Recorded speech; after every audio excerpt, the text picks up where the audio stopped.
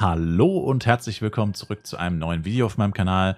Heute mit Mu Dark Epoch. Zuallererst muss ich erwähnen, das hier ist ein gesponsertes Video und ich möchte euch in diesem Video kurz näher bringen, wie ihr denn schnell levelt. Also für die Leute, die es noch nicht so ganz umrissen haben, wie man im Spiel schnell aufsteigen kann. Es ist eigentlich ziemlich simpel.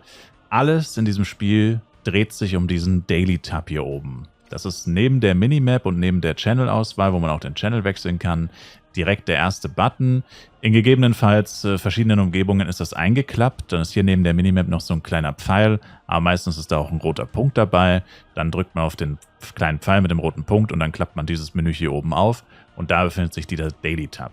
Und das ist eigentlich der Tab, über den man das gesamte Spiel mehr oder weniger spielt, beziehungsweise eben alle Spielmodi auswählen kann. Die sind auch nochmal unterteilt hier, also beziehungsweise hat man hier nochmal so zusätzliche Erklärungen und Buttons, wo man das noch so ein bisschen filtern kann, wo ich jetzt dann zum Beispiel gar nichts bekomme, woher bekomme ich XP, was kann ich generell machen, um meine Charakter growen zu lassen, und wie wird das halt quasi bewertet von der Effektivität und so weiter. Aber eigentlich dreht sich vor allem alles um den Daily und gegebenenfalls noch um den Limited Tab. Der Limited Tab bezieht sich vor allem auf Gilden-Events, Gilden-Boss, Gilden-Feast und so weiter. Was genau das jetzt alles ist, will ich jetzt in diesem Video tatsächlich nicht drauf eingehen. Ich möchte oder will euch hier eigentlich kurz nur erklären, was ihr denn so grundsätzlich machen müsst. Und das ist im Endeffekt das hier. Also wie gesagt, es spiegelt sich hauptsächlich in dem Daily Tab wieder. Der Limited Tab gibt verhältnismäßig wenig Contribution Points. Was sind Contribution Points?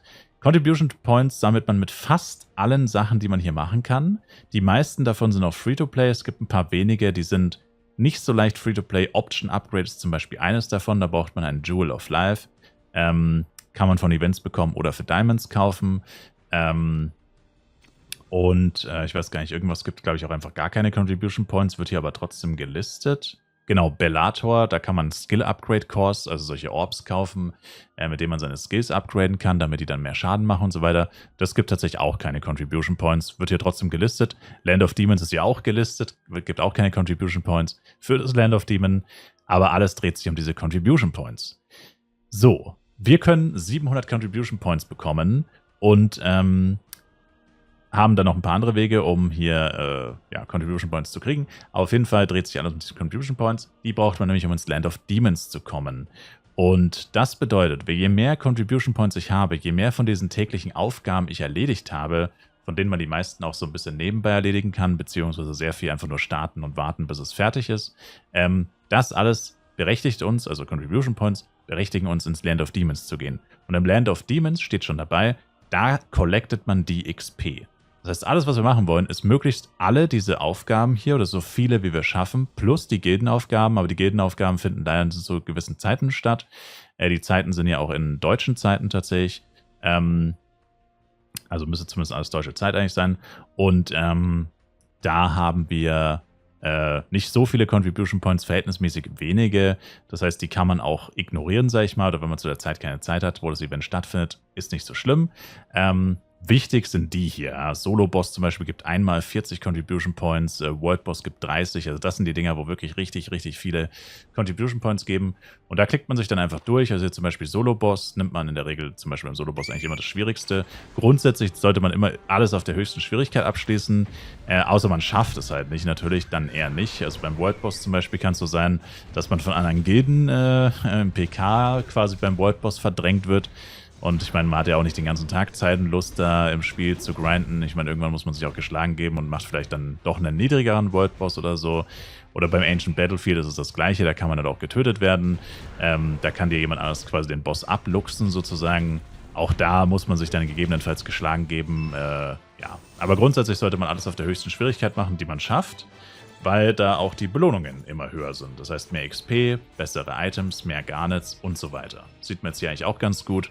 Der Boss hat richtig, richtig viel gegeben und das ist im Endeffekt das, was wir machen wollen. Das war jetzt zum Beispiel der Solo-Boss und alles andere ist im Endeffekt das gleiche. Bounty Quest ist etwas, das dauert übrigens sehr lange, also das kann man super nebenbei machen, während man zum Beispiel, keine Ahnung, irgendwas anderes macht, Zähne putzen zum Beispiel, da startet man und dann questet sich das automatisch durch. Am Ende gibt es noch eine extra Belohnung, Garnets, XP und eine Techstone, in meinem Fall jetzt gerade.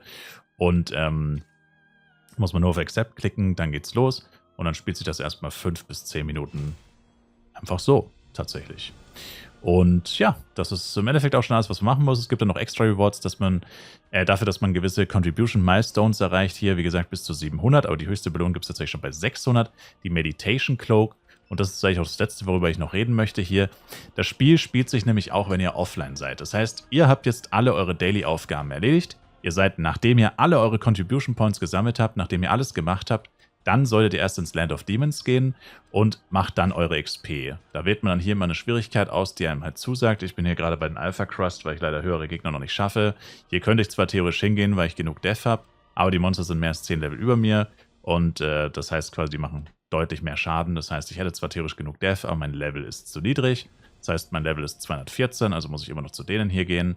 Dann klicke ich hier auf Move Now. Und da macht man auch nichts anderes als Auto-Battle. Ich habe jetzt hier zum Beispiel 10 Minuten Auto-Battle, aufgrund meiner Current Contribution eben. Und die nimmt dann auch immer ab. Und wenn sie leer ist, dann fliegen wir eben aus dem Land of Demons raus. Und hier sieht man jetzt ganz gut unten links in der XP. Hier kriegen wir halt die ganze XP sozusagen. Also hier levelt man zu 99%. Die anderen Spielmodi geben zwar auch XP, aber im Verhältnis deutlich weniger als das Land of Demons. Das Land of Demons gibt mit Abstand das meiste. Aber was habe ich jetzt gerade gesagt? Ihr müsst das Spiel gar nicht den ganzen Tag offen haben und irgendwie Auto-Battle farmen. Das war das, was ich am Anfang gedacht und gemacht habe. Einfach mich irgendwann zu irgendwelchen Monstern gestellt und Auto-Battle gedrückt. Aber was man stattdessen machen kann, ist, man klickt hier unten auf den Kompass. Dann geht man auf Settings und in den Settings sieht man hier unten Meditation. Meditation bedeutet, dass man, sobald man 3 Minuten lang das Spiel verlassen hat, also das Spiel geschlossen hat zum Beispiel, dass der Charakter von alleine weiterkämpft. Hier kann man auch Einstellungen generell fürs Auto-Battle machen. Ich würde euch empfehlen, eine HP-Potion relativ früh zu benutzen, da die nur Zen kosten und Zen ist ultra einfach zu kriegen. Also ich habe, keine Ahnung, 20 Millionen oder so und es wird immer mehr. 61 Millionen mittlerweile sogar. Also man hat gefühlt unendlich Zen. Und Potions kosten nur sau wenig Zen, also davon könnte man sich jetzt wahrscheinlich ein paar 100.000 kaufen, theoretisch, was man natürlich nicht braucht. Und darum geht es aber gar nicht, diese Meditation. Hier solltet ihr immer diese Uhren haben. Und diese Uhren kann man kaufen, falls ihr keine habt. Ich drücke jetzt hier mal auf Replenish, auch wenn es jetzt ein paar Minuten gewastet hat, ist egal.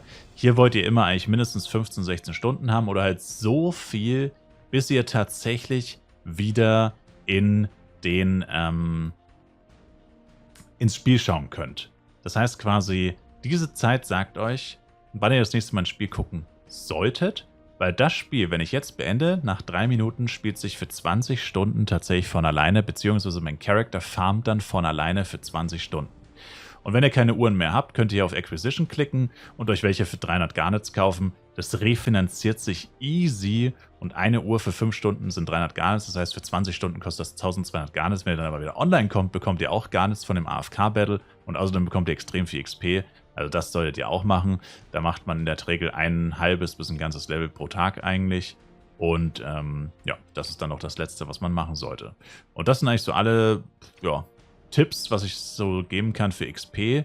Natürlich gibt es noch zusätzliche Events. Jetzt aktuell läuft noch so ein zusätzliches World Boss Event, wo man verschiedene Sachen bekommen kann, verschiedene Belohnungen. Dann natürlich grundsätzlich, je besser euer Equipment ist, je schneller ihr gewisse Sachen abschließen könnt. Das hat ja immer alles ein Rating. Blood Castle zum Beispiel, immer SSS-Rating zum Beispiel. Höheres Rating bedeutet in der Regel höhere Belohnungen, oft mehr XP und so weiter. Je schneller ihr Gegner im Land of Demons tötet, desto mehr XP bekommt ihr und so weiter. Also euer Equipment zu verbessern wäre natürlich auch nicht unwichtig. Das sagt euch das Spiel aber von alleine sowieso schon, was ihr machen sollt. Hier jetzt zum Beispiel, ich habe jetzt vorhin dieses Icarus gemacht, habe diese Illusionary Feathers gefarmt und jetzt mache ich hier zum Beispiel dieses Upgrade plus 9. Und jetzt habe ich hier diesen zusätzlichen Effekt freigeschaltet. Das war, glaube ich, Attack Speed plus 3. Hier gibt es Movement Speed plus 3, ab Upgrade plus 7. Fand ich jetzt tatsächlich ist das Beste. Genau, hier ist auch Attack Speed plus 3 tatsächlich dabei. Hier ist 5% XP tatsächlich für Upgrade Level 14. Das klingt tatsächlich auch ganz cool. Das werde ich jetzt aber heute nicht mehr schaffen wahrscheinlich. Na, 13 schaffe ich noch, 14 leider nicht. Oh, hier brauche ich auch andere Federn tatsächlich. Ah, okay, für 14 braucht man andere Federn. Das war ja fast schon wieder klar. Genau, aber all solche Sachen, also überall ein bisschen upgraden. Ich habe zum Beispiel die Sachen alle auf Maximallevel schon abgegradet, von dem ersten Equipment oder von dem 0. Equipment. Hier habe ich auch schon alles maximal evolutioned von dem ersten Equipment, aber auch alles auf lila von dem ersten Equipment, also da bin ich quasi fertig. Ich arbeite jetzt gerade an meinem 2. Equipment sozusagen. Und ja, also Equipment aufbessern ist auch nicht unwichtig. Aber wie gesagt, dass man einfach grundsätzlich jeden Tag alles macht, das ist eigentlich das Wichtigste, kann man so grob sagen.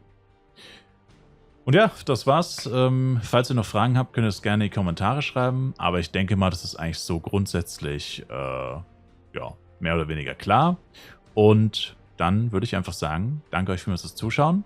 Ich wünsche euch viel Spaß mit Mu Dark Epoch. Und wenn ihr auch Fly Universe spielt und euch Mu Dark Epoch über meinen Link runterladet, könnt ihr euch F-Coins verdienen. Natürlich komplett Free-to-Play. Ihr müsst nichts kaufen, ihr müsst nichts irgendwie sonst was machen. Ihr müsst einfach nur das Spiel spielen, komplett Free-to-Play und könnt euch dafür von mir F-Coin-Belohnungen in Fly Universe sichern. Alle Infos dazu findet ihr auf Twitch, indem ihr einfach Ausrufezeichen MUDE in den Twitch-Chat schreibt. Da findet ihr alle Infos und die Ziele, die ihr erreichen sollt, Ausrufezeichen MU. Da findet ihr jetzt auch dieses Video ebenfalls im Twitch-Chat einfach in den Chat schreiben. Und ich hoffe, ich konnte euch weiterhelfen. Zeit ist noch mindestens bis 10.07. Ich hoffe, dass ich es verlängern kann auf ja, Mitte Juli vielleicht, 15. Juli mindestens, muss ich mal gucken. Solange habt ihr noch Zeit, euch die F-Coin Rewards zu verdienen, mich gratis zu supporten. Also es hilft mir auch unfassbar, wenn ihr das macht. Und ja, danke an Mu Dark Epoch fürs Sponsoren des Videos und dieses Collaboration-Projektes quasi. Und ja, dann war's das. Ich sage danke fürs Zuschauen. Wir sehen uns hoffentlich auch im nächsten Video wieder. Und wie gesagt, Twitch-Livestream nicht vergessen. Link dazu ist auch in der Videobeschreibung. Bis zum nächsten Mal. Haut rein und ciao, ciao.